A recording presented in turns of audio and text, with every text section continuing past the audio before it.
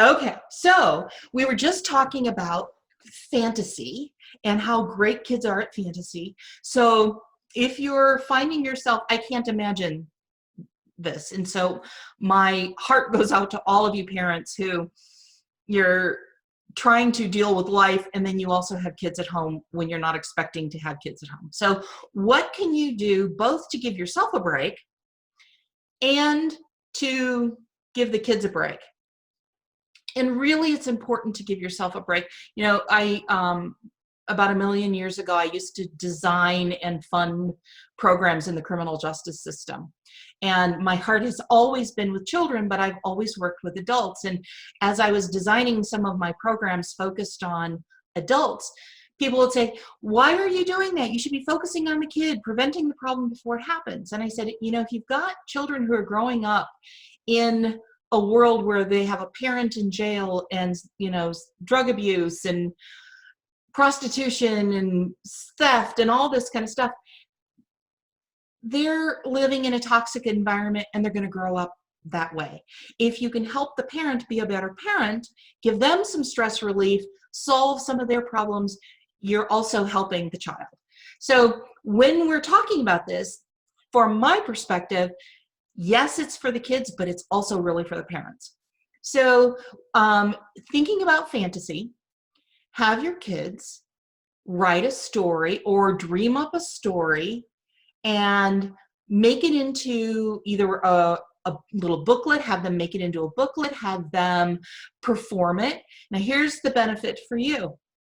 Set aside an hour and say, okay, I want you to create for me a story of your dream vacation or whatever it is that they want to do. And they have an hour to do it. You have an hour of them being completely occupied. And you set a little ground rules. Look, if there's a problem, something gets broken or somebody gets hurt, then come and get me. But I'm in the next room and I'm going to be doing my own project, whatever that may be. It may be just breathing, whatever it is for you. Occupy them with that. And then later that night, kids love to perform. Maybe not the 17 and 18-year-olds, some of them do, but have a little production. Okay, I want to see your production of your fantasy vacation. Perform it for me. Put on an outfit or whatever, or show me a little book that you've created. Kids love to do that kind of thing. Another suggestion, and I really love this, and this came from, I was working with a client who owns pizza franchises, and he was trying to figure out a way to keep his business going during the downturn. And so we created for him 5 steps of virtual pizza parties. So he's doing that to save his business, and he's setting this up. And here's what you do as a parent. You contact a couple of other parents. And you know, Ryan, we should probably put this in the notes or maybe something so that way people know the steps. But Yeah. you contact a couple of other, your kids' friends, the parents, and say, hey, let's have a virtual pizza party. We will set up Zoom. We will all order pizza at the same time. The kids can watch a movie or they can just eat pizza and talk or whatever for, let's say, an hour. And during that time, they're having pizza. We could have our own Zoom conversation, or we could take turns having some me time. So let's say there are 3 of us. I take the first shift. I'm in charge of the virtual pizza party. I'm in charge of what's going on, and the kids have gotten a little bit of instruction. Now you have to stay in the room, you can't go outside the house, you know, whatever. As the mom in charge, I've got your cell number. So I've got your cell number and I've got the other parent's cell number. You go have a bubble bath or meditate or whatever. I don't bother you unless there's a problem in your home. And I call you on your cell phone and I say, hey, Billy just broke a glass. You need to go and deal with it. It's probably not going to happen. And you'll get that 20 minutes. Then the next person takes over for 20 minutes. So each parent actually gets a full 40 minutes of their time, whether it's to work or to pay bills or to meditate or bubble bath or have a glass of wine, whatever it is, they get a little downtime too. No, I love it. Count me in, especially if it's a pizza party. There's another thing too that I've been doing and really loving. There's a company called Jackbox.tv. Okay, you have to explain this because I got the email, but I did not have a clue what was going on. Okay, so you set up a Zoom meeting. I mean, I love Zoom, right? So I do Yeah. everything on Zoom, have for years all over the world. You set up a Zoom meeting, and you can do this adults or kids. You set up the Zoom meeting, and then everybody has a phone, and one person sets up on jackbox.tv the game, and they have a bunch of different games that you can do. The one that I like to do is where you draw pictures and then people have to guess what it is, and whoever gets the most guesses wins. It's silly, the pictures are funny. So you just go to jackbox.tv, they become the game host, they give a code to everybody who's playing, and they put in the code, and they're entered into the game. And the one that I was talking about, the drawing one, probably it'd have to be, 6 or 7 maybe, but it's Yeah. really for just about every age group, and it's just silly fun. Yeah. No, I like that. It goes back to, I think a lot of people's, a little bit of stress too is not having those connections, not having those playful moments, not having anything exciting going on, because we are kind of trapped inside a little bit, aside from grocery stores or picking up some takeout food. So yeah, anything that, kind of gets us excited again, gets us smiling again, gets us laughing again, gets us playful again. I think those are what we really need, especially as parents, right? Like, because we're so bogged down on either work or, the stress of all the outside world. So what can make us be more playful? Yeah. So when I was invited to do this, I really wasn't into it. I was like, yeah, I don't know if I want to play a game, whatever. And it was really so much fun. And this is something that's great for adults to, relieve a little stress too. But then you can also set it up for your kids and do what I said for the pizza party. Have one parent who's in charge in case there's a problem. And then the other parents can have a little me time, which is so important. Even go and binge watch TV for, I guess it's not a binge if it's only 40 minutes, but whatever you want to do, just have a little downtime Yeah, for yeah, yourself. yeah. So I wouldn't be. What about, and because I know we don't want to stay on here all evening, but I think going back to, I think in part 2 you talked about a little bit of, I guess, beliefs and thoughts and things that we're thinking about. Mhm. Is what about for those parents that for whatever reason don't, how we beat ourselves up over, we don't feel like we deserve that time to ourselves, like we've got to always be immersed. So let's touch on that. I think that'll be very beneficial too, because even when this is over, right, and we do kind of get back to our everyday job of something of like, you still deserve that me time. This is not something we just do now during this, whatever we want to call it, thing that's going on in the world. I don't want to call it a crisis, because I don't want to, we won't put that out there.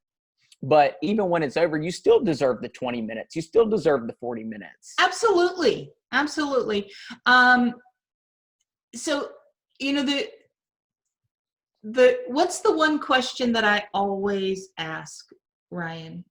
What's underneath that? What's under that? And so if you are feeling like I don't deserve it, I'd ask yourself, what's under that? Where did that come from? I know with absolute certainty that you do deserve it. You deserve to have a joyful, happy life. You deserve to be loved. And for some reason, you've learned somewhere to believe the lie that you don't. And it is a lie. So what's under that? Where did that come from? And is there a way for you to project love into that situation. So you know that when we play what's under that, we keep taking it deep. You give an answer and what's under that, and keep going deep till you get to the root of it. Where, did you learn that in church? Or did you learn that from a teacher who was out of alignment and giving you the wrong messages? Wherever it came from, when you recognize the lie of it and breathe love into that, it again pops that bubble.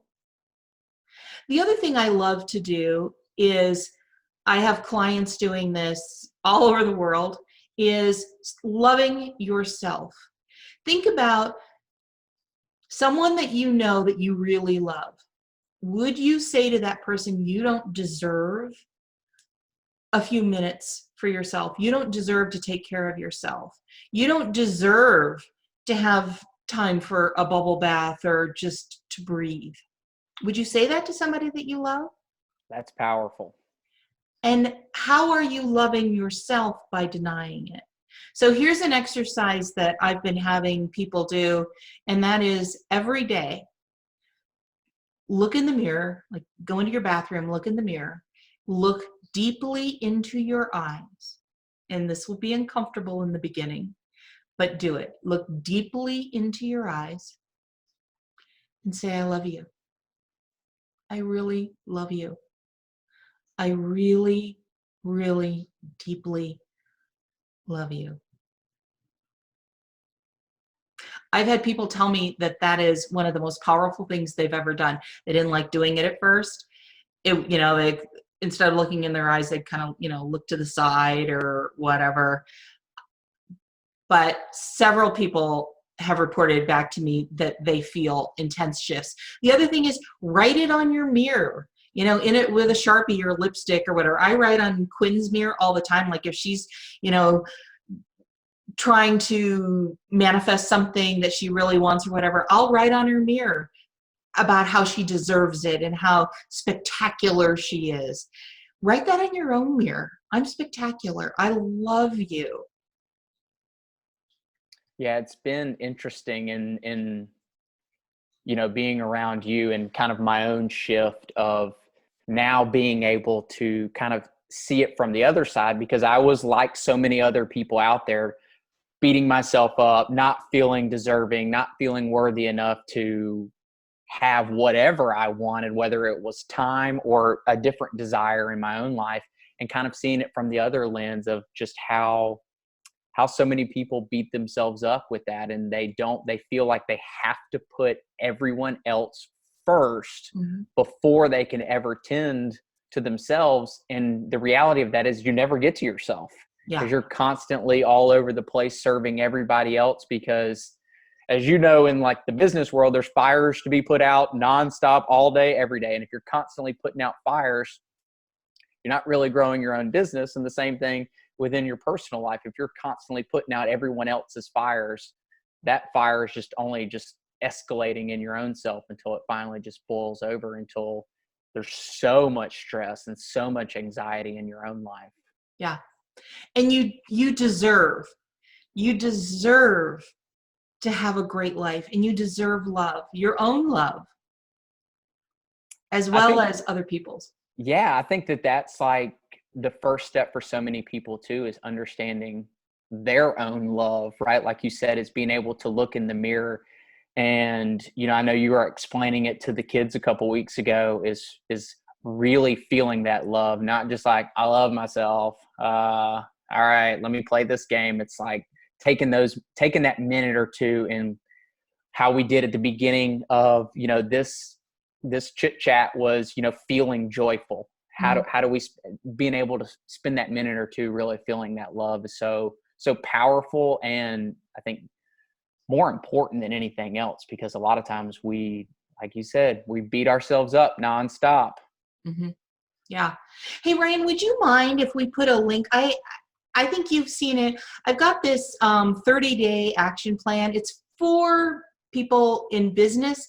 But the first, 2/3 of it are really about introspection, where did these beliefs come from that we have, that we, have to work really super hard and that we're not good enough, and how seeing how you create what you're creating in your life. Would you mind, we'll give it away completely free, no opt-in, no nothing. They just have to click on the link and download it. Yeah, Do you mind if we put that in with the absolutely. comments? Okay.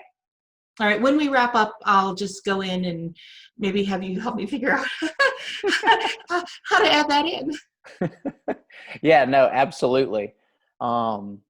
Yeah, no, this has been fun. I hope that, I know we've had about 4 or 5 people consistently on with us. So hopefully, in my eyes, as long as one person walks away with something, beneficial, I think that was our goal. We weren't looking for anything. It was just trying to, serve you guys in some of the things that have helped us out in our own lives. Mm-hmm. And, my perspective is, if one person gets something from this and their day is a little bit better, and they're just a little bit kinder to other people, or they're a little more gentle on themselves, they don't kick the dog when they get home, it just spreads. So I hope everybody got something out of this.